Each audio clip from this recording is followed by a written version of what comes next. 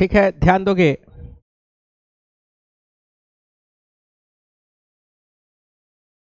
Question number 2.2 का 2 number.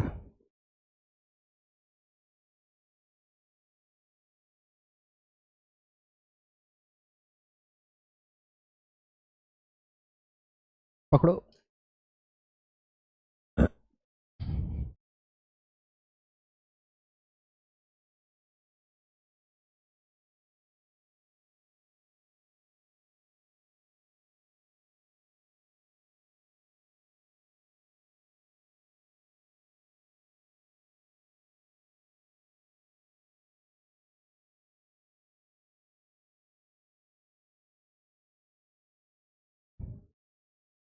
ध्यान दीजिएगा, क्वेश्चन नंबर 2.2 का 2 नंबर। ध्यान दोगे।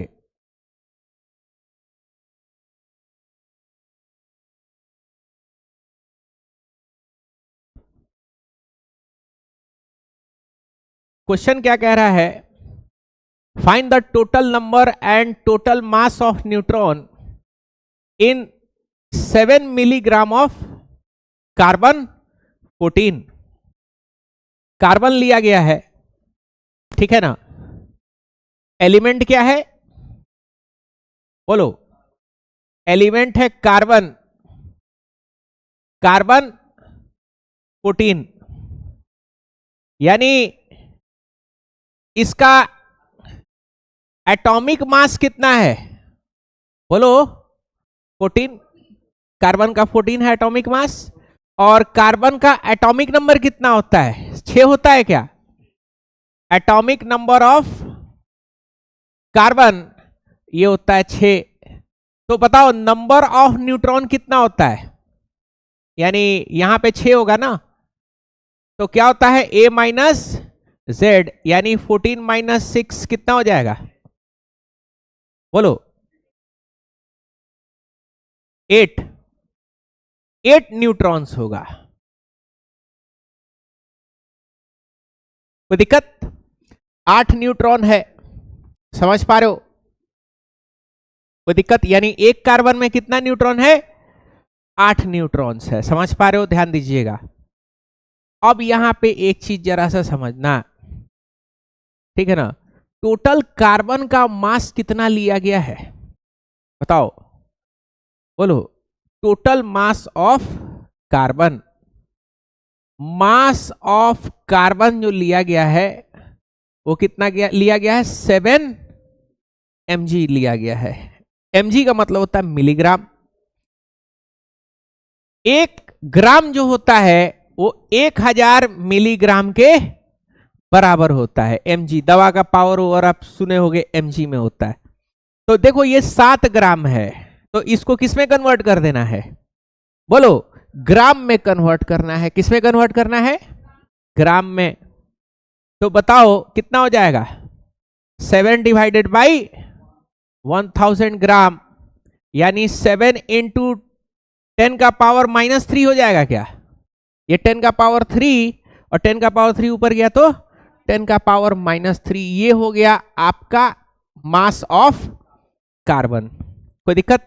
ये आपका मास ऑफ कार्बन हो गया। कोई दिक्कत बोलो?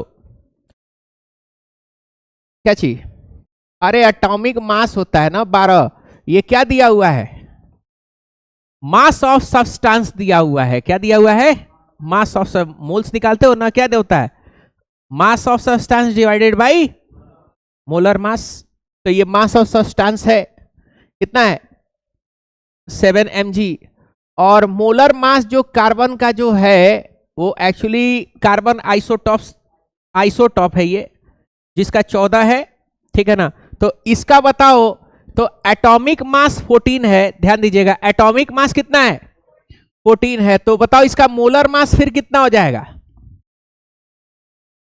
हाँ, मोलर मास कार्बन 14 का कितना हो जाएगा बोलो? 14 ग्राम होगा। कितना हो जाएगा? 14 ग्राम होगा। तो बताओ नंबर ऑफ मोल्स निकाल सकते हो क्या? नंबर ऑफ मोल्स क्या होता है? Moles mass by molar mass देख रहे हो, पहला चैप्टर का इस्तेमाल आ रहा है। मास कितना है 7 × 10⁻³ ग्राम, ठीक है। और मोलर मास कितना है बोलो, मोलर मास 14 ग्राम, कितना हो जाएगा 2 1/2 यानी 0.5 × 10⁻³ मोल, कितना आ रहा है बोलो। हाँ रुको ना, कितना 1/2 है ना, हाँ 10/2। अरे मास कितना है ये है ना, और मोलर मास कितना है कार्बन का 14, तो mass divided by molar mass. क्या प्रॉब्लम है इसमें, हाँ अच्छा ठीक है ना।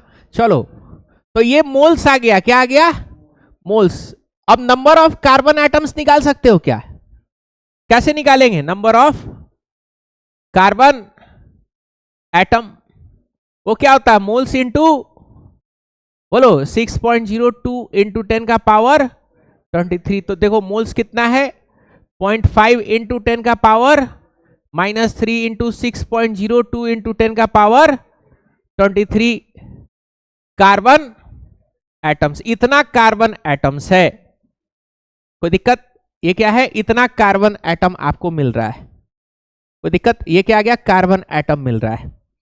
क्या पूछ रहा है आपसे, आपसे पूछ रहा है टोटल कार्बन एटम तो निकल गया, कितना है टोटल कार्बन एटम ये।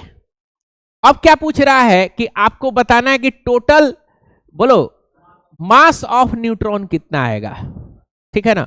अच्छा total number and mass of neutron, या टोटल नंबर किसका पूछ रहा है न्यूट्रॉन्स का पूछ रहा है, किसका पूछ रहा है न्यूट्रॉन्स का पूछ रहा है। तो देखो यहां पे कार्बन का संख्या इतना है, कोई दिक्कत बोलो। तो एक कार्बन में ये टोटल कार्बन का संख्या आ गया है, एक कार्बन में बताओ नंबर ऑफ न्यूट्रॉन कितना है, number of neutron in this, यही कार्बन दिया है ना, सॉरी 6 है नीचे, हाँ कितना है इसमें नंबर ऑफ न्यूट्रॉन 8 है। तो इतना कार्बन में कितना होगा न्यूट्रॉन का संख्या, डिवाइड करेंगे मल्टीप्लाई करेंगे,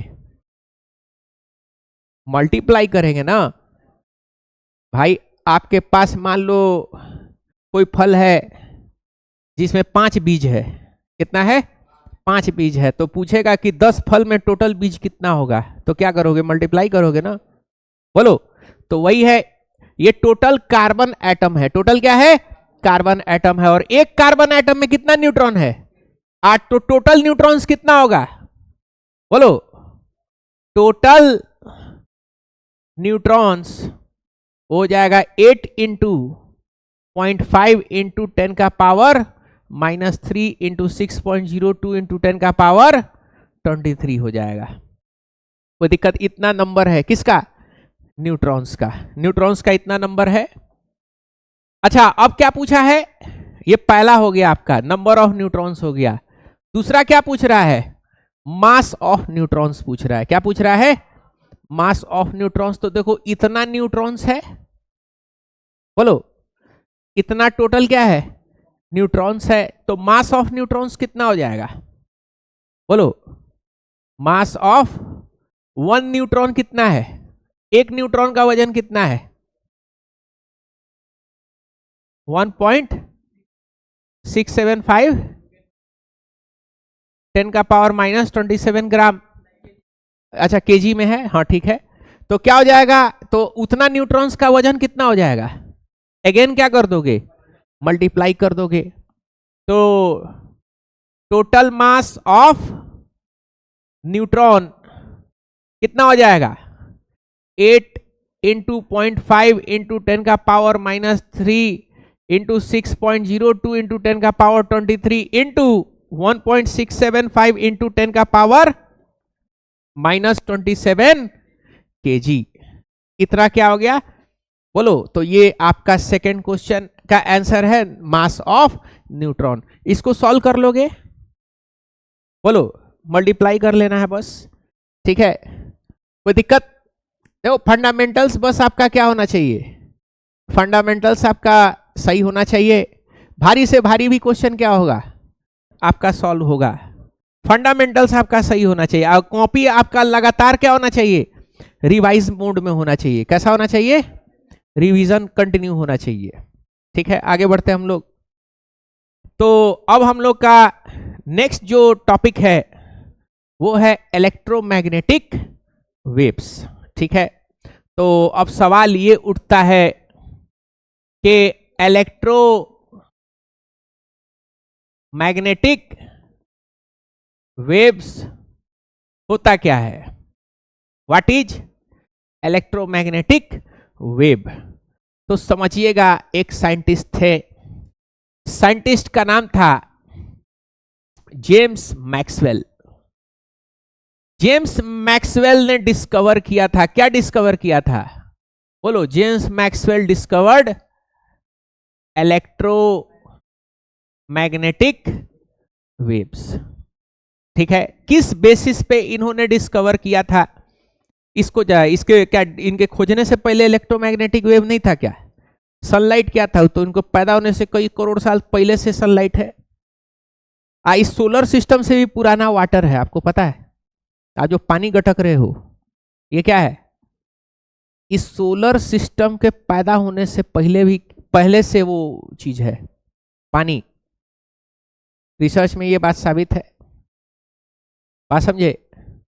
और कुरान शरीफ में लिखा हुआ है कि दुनिया को जितना पानी का जरूरत था उतना पानी जो है भेज दिया गया, बात समझे। और साइंस क्या कर रहा है कि इस सोलर सिस्टम से भी पहले क्या था, जो पानी हम लोग पी ले वो कब का पानी है, इस सोलर सिस्टम के पहले का पानी है। पहले पानी बन चुका था जब ये सोलर सिस्टम अस्तित्व में आया। अर्थ तो भाई नया नया है सोलर सिस्टम के सामने। हम लोग क्या है बोलो, हम लोग और नए हैं। मतलब अगर इस दुनिया को बने, इस दुनिया को, अर्थ को बने अगर मान लो 24 घंटा हो रहा है, कितना 24 घंटा अगर अर्थ को बने हो रहा है, तो हम लोग आए हैं जस्ट 1 मिनट पहले। अगर पूरे अभी तक जितना समय है उस पूरे समय को के स्केल को कितना में कर लो, 24 घंटा में अगर कन्वर्ट कर लोगे तो ह्यूमन कब आया है, जस्ट 1 मिनट पहले। बात समझे, यही है इसका रूल ह्यूमन बीइंग का। और इसी ह्यूमन बीइंग को आप देखिएगा, तो ह्यूमन बीइंग को अगर आप देखिएगा तो ह्यूमन बीइंग किससे बना हुआ है, एटम्स और मॉलिक्यूल से बना हुआ है। एटम्स और मॉलिक्यूल का बना है, उसी में किसी को पैसा ज्यादा हो गया तो घमंड कर रहा है दुनिया भर का, है कि नहीं। थोड़ा सा कुछ अचीव कर गया है तो क्या कर दिया है बोलो, बहुत ज्यादा घमंड है।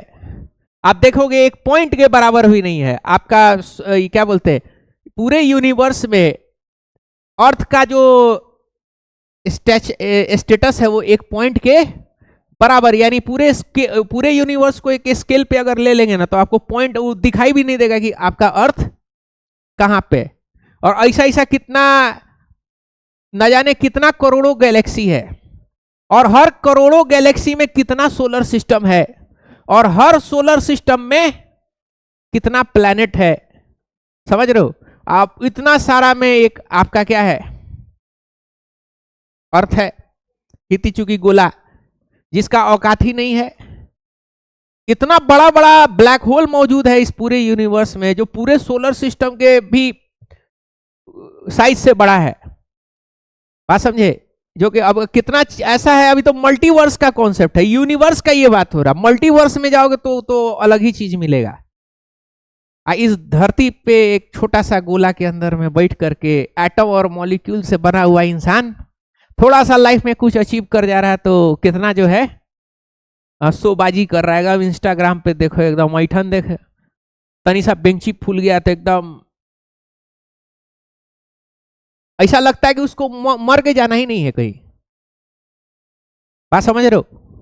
ये चीज है, इंसान पैदा भी किस चीज से हुआ है, इस इंसान जो है आपका स्पर्म और ओवम का पैदाइश है, ठीक है ना। ऐसा चीज है कि अगर बॉडी से अगर निकलता है तो आपके ऊपर जो है वो गुस्ल जो है वो क्या हो जाएगा, फर्ज हो जाता है, 100% एकदम फर्ज हो जाएगा। उसके बिना मरे तो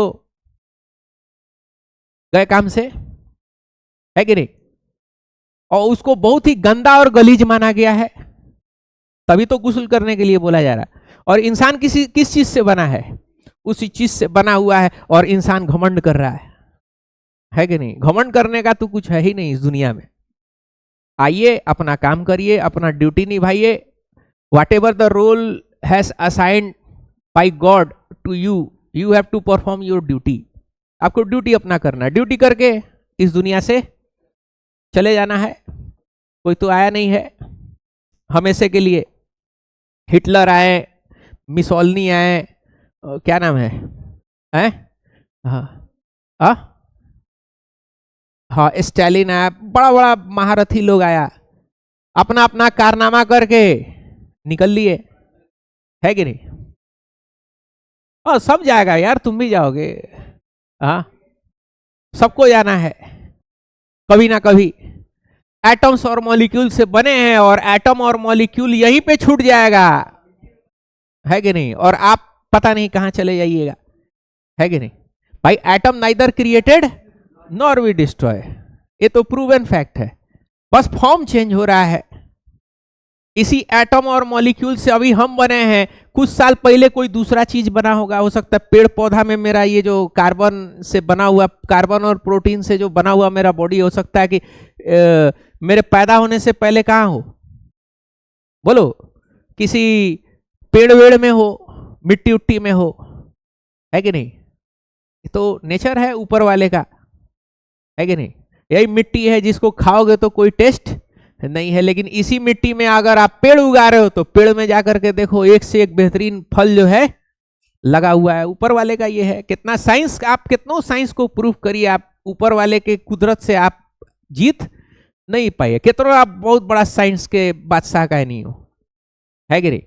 हम आपके उम्र में थे तो हम एथिस्ट हो गए थे, एथिस्ट समझ रहे हो, नास्तिक हो गए थे। फिर बाद में फिर साइंस वाइंस पढ़े, फिर नेचर वेचर को जब आदमी समझा तो कहा ना, साइंस तो खाली हम लोग डिस्कवर कर रहे हैं और उस चीज को थोड़ा सा फायदा उठा ले रहे हैं। लेकिन भाई, जो सीड जो बन रहा है, एक छोटा सा सीड, है कि नहीं, उसके प्रोग्राम है ना, उतना छोटा सीड आप बना करके उतना एक्सटेंसिव लेवल का आप प्रोग्रामिंग डाल करके दिखाओ। सॉफ्टवेयर इंजीनियर लोग का जो है वो कबर खुद जाएगा, फिर भी जो है एक सीड, इतना छोटा सीड के बराबर उसके अंदर में जितना प्रोग्रामिंग है कि वो मिट्टी में जाएगा, मिट्टी से उसके अंदर में जो है सारा चीज, बोलो, निकलेगा, उसका जड़ होगा, ऊपर की तरफ उसका फिर फल होगा, उसका टेस्ट का जो है क्वालिटी जो है बिल्कुल उसी पेड़ की तरह होगा जहां से वो सीड आया था। जियोट्रॉपिज्म, फोटोट्रॉपिज्म, ठीक है ना, हाइड्रोट्रॉपिज्म, कितना कितना चीज है जो आपको पढ़ना होता, सब किसके अंदर में? एक सीड के अंदर में ये सारा क्या है? प्रोग्राम्ड है कि नहीं? इतना एक्सटेंसिव लेवल का प्रोग्रामिंग, कोई इतना एक्सटेंसिव लेवल का प्रोग्रामिंग कर ही नहीं सकता है। अरे बाबू, क्या कर रहे हो? दुल्हन जेब में, दुल्हन को कहां डालो? जेब में। हाँ, चलो, तो मैक्सवेल चचा ने कहा कि अगर कोई चार्ज पार्टिकल है, चार्ज पार्टिकल, कोई भी चार्ज पार्टिकल, पॉजिटिव या नेगेटिव, अगर वो मूव कर रहा है, एक्सिलरेट कर रहा है, क्या कर रहा है? एक्सिलरेट कर रहा है, तो क्या होगा? एक्सिलरेट करने के टाइम में वो रेडिएशन छोड़ता है, वेव्स छोड़ता है, जिस वेव को हम लोग क्या बोलते हैं? इलेक्ट्रोमैग्नेटिक वेव्स बोलते हैं, ठीक है? चार्ज पार्टिकल जब चलेगा, ध्यान दीजिएगा, तो जैसे ही चार्ज पार्टिकल चलता है तो ये क्या करता है? ये इलेक्ट्रिक फील्ड बनाता है। क्या बनाता है? इलेक्ट्रिक फील्ड बनाता है। बचपन में पढ़े होगे right hand thumb rule, electric field, magnetic field और करंट का डायरेक्शन, ठीक है ना? तो इलेक्ट्रिक फील्ड बना रहा है। ये इलेक्ट्रिक फील्ड जो है वो जन्म देता है मैग्नेटिक फील्ड को। किसको जन्म देता है? मैग्नेटिक फील्ड को। ये आपका इस तरीके से क्या है? ये इस तरीके से मैग्नेटिक फील्ड, मतलब समझ रहे हो? मतलब इलेक्ट्रिक फील्ड अगर इस वाले प्लेन में होगा, ऐसे ऐसे, तो मैग्नेटिक फील्ड कैसे होगा? इस वाले फील्ड में होगा, ऐसे ऐसे। समझ पा रहे हो? मतलब स्विमर जो है, स्विमर ऐसे ऐसे तैरते हुए जा रहा है। सांप कैसे जा रहा है? सांप ऐसे रेंगते हुए। बात समझे? तो ठीक वही है कि आपका इलेक्ट्रिक फील्ड आपका ऐसे जाएगा, इस तरीके से इलेक्ट्रिक फील्ड जाएगा, और आपका मैग्नेटिक फील्ड कैसे जाएगा? बोलो, उसके जस्ट बोलो परपेंडिकुलर जाएगा। कैसे जाएगा? उसका जस्ट परपेंडिकुलर। कोई दिक्कत? बोलिए। यानी ये आपका एक्स प्लेन है, ये आपका वाई प्लेन है, तो ये वाला कौन सा प्लेन होगा? ये जेड प्लेन होगा। तो वाई एक्स वाई प्लेन में आपका इलेक्ट्रिक फील्ड है, ठीक है ना? तो जेड एक्स प्लेन में क्या होगा? आपका मैग्नेटिक फील्ड होगा। समझ पा रहे हो? एक दूसरे के परपेंडिकुलर होगा। तो होता क्या है कि जब भी चार्ज पार्टिकल जब मूव करेगा तो कौन सा फील्ड बनाएगा? इलेक्ट्रिक वेव बनाता है। क्या बनाता है? Electric waves. और ये इलेक्ट्रिक वेव जो है किसको जन्म देगा? बोलो, ये आपको मैग्नेटिक वेव्स को जन्म देगा। किसको जन्म देगा?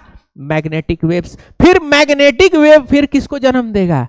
इलेक्ट्रिक वेव को। फिर इलेक्ट्रिक वेव किसको जन्म देगा? Magnetic wave. ठीक है ना? ऐसे इलेक्ट्रिक फील्ड एक बार, फिर मैग्नेटिक फील्ड एक बार, ऐसे करते करते क्या होता है? आपका वेव बनता है, और इस वेव को हम लोग क्या बोलते हैं? Electromagnetic wave. क्या बोलेंगे? Electromagnetic wave. यानी इसमें इलेक्ट्रिक फील्ड भी है और साथ में मैग्नेटिक फील्ड भी है। समझ पा रहे हो? इसीलिए इसको क्या बोलेंगे? इलेक्ट्रोमैग्नेटिक वेव्स बोलते हैं। तो ध्यान दीजिएगा, accelerating charge particle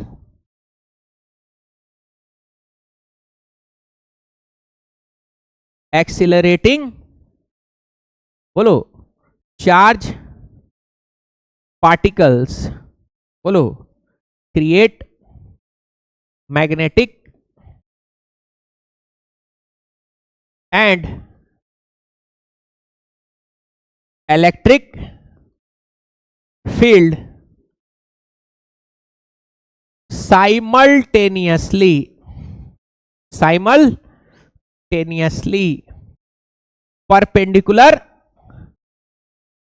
perpendicular to each other together called electromagnetic wave। क्या बोलेंगे? इलेक्ट्रोमैग्नेटिक वेव्स बोलेंगे। कोई दिक्कत यहां पे? कोई प्रॉब्लम? ठीक है। अब हम लोग इस इलेक्ट्रोमैग्नेटिक वेव्स का कुछ प्रॉपर्टीज जानेंगे। ठीक है, तो क्या क्या प्रॉपर्टीज है इसको जरा सा समझिएगा। प्रॉपर्टीज ऑफ बोलो इलेक्ट्रोमैग्नेटिक वेव्स। इलेक्ट्रोमैग्नेटिक वेव्स का कुछ प्रॉपर्टी समझेंगे। क्या क्या प्रॉपर्टी है ध्यान दीजिएगा। तो सबसे पहला प्रॉपर्टी है, ध्यान दीजिएगा, सबसे पहला प्रॉपर्टी क्या है कि ऑसिलेटिंग चार्ज पार्टिकल ही क्या प्रोड्यूस करेगा? इलेक्ट्रोमैग्नेटिक वेव प्रोड्यूस करेगा। यानी एक्सिलरेटिंग चार्ज पार्टिकल ही क्या प्रोड्यूस करेगा? इलेक्ट्रोमैग्नेटिक वेव प्रोड्यूस करेगा। एक्सिलरेटिंग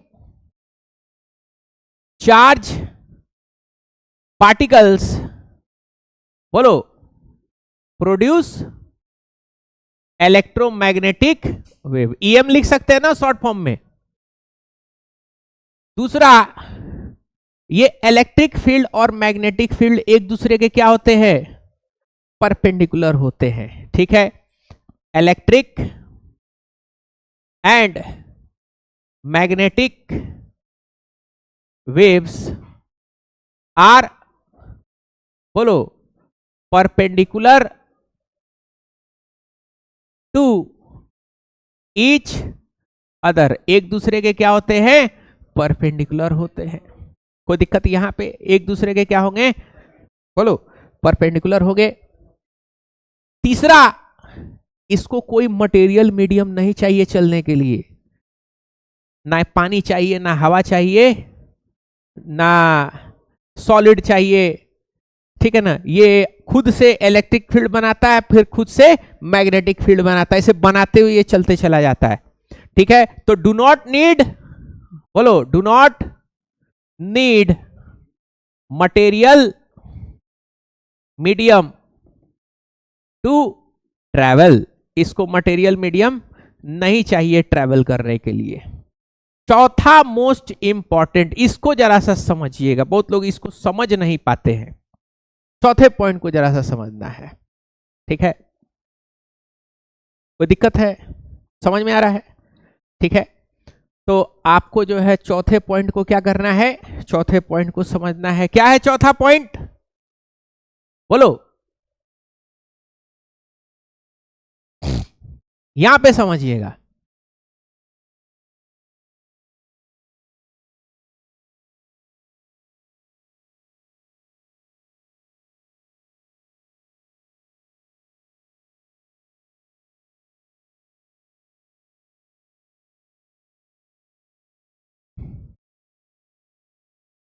चौथा पॉइंट है आपका इलेक्ट्रोमैग्नेटिक स्पेक्ट्रम।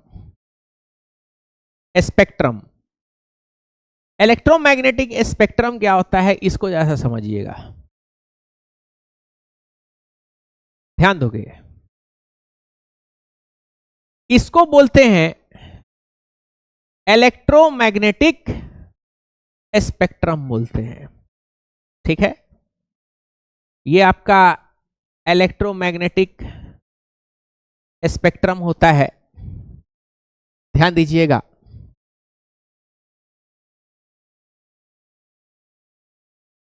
इलेक्ट्रोमैग्नेटिक स्पेक्ट्रम, ध्यान दीजिएगा, ये आपका इलेक्ट्रोमैग्नेटिक स्पेक्ट्रम है।